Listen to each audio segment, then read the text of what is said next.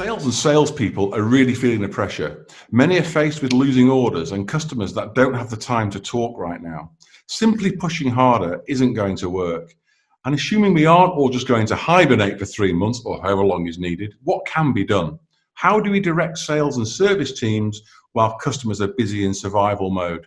I'm joined by Richard Barkey from the sales performance training business Imparta. Richard, a very warm welcome to Learning News. Thank you. What's changing in sales? How are customer needs and decision processes changing? So clearly a lot has changed and quite quickly.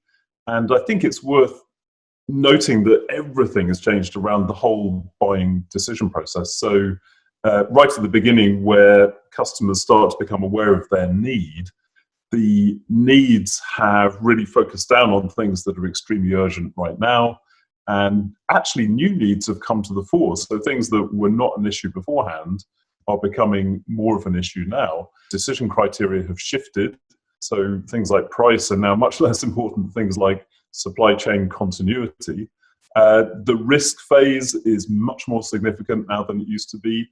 In negotiation, the balance of power has shifted and negotiation interests have changed as well. Salespeople are under immense pressure at the moment. What are the key techniques and how can salespeople respond effectively? The threshold level of relevance that you have to hit has gone up considerably.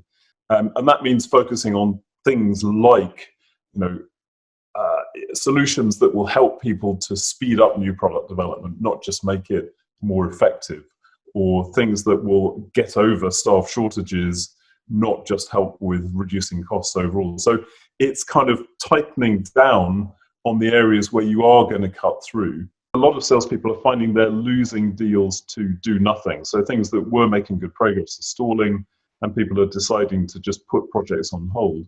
And here I think the key skill is around building momentum behind an opportunity.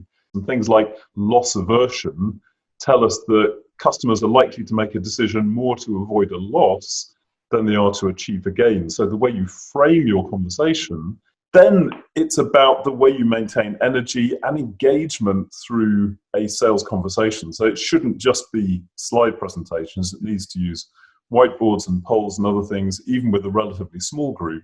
What people take away from any experience is the peaks that you create through that experience, whether positive or negative, and the ending. And in fact, the way most people structure their pitches, the peaks are not strong enough because they're not appealing to the more visceral side of people's attention. And the ending is often quite lackluster and actually quite self-oriented. People say things like, "We're excited by this deal, we'd love to work with you," which is very self-oriented and tends to reduce trust. So there are a whole range of techniques that one can use through a pitch that become even more important in a virtual setting, that will help to improve both the positive peaks in that pitch and the ending. Now, you've run a lot of webinars over the last few weeks. I think you did say you were getting a bit of Zoom fever yourself. I'm not surprised looking at your webinar output. What have people who've been taking part in these webinars? You've been giving a lot of advice, giving a lot of tips, very helpful for people. Yep. What are their concerns? How are they challenged by taking your advice? We've had something like 4,000 or 5,000 people through the webinars so far, and I'm actually running tailored versions for our clients as well.